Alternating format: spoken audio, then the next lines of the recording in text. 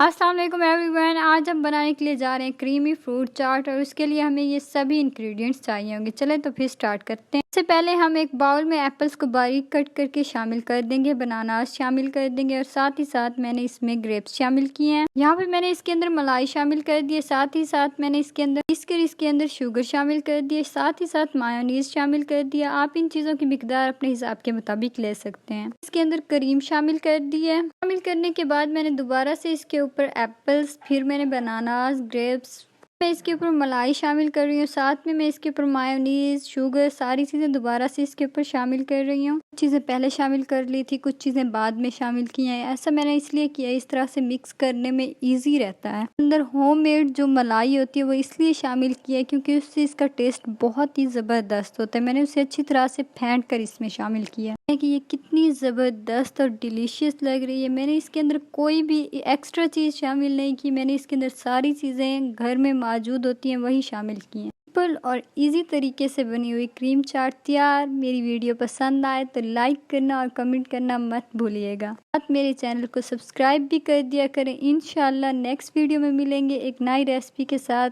तब तक अल्लाह हाफिज़।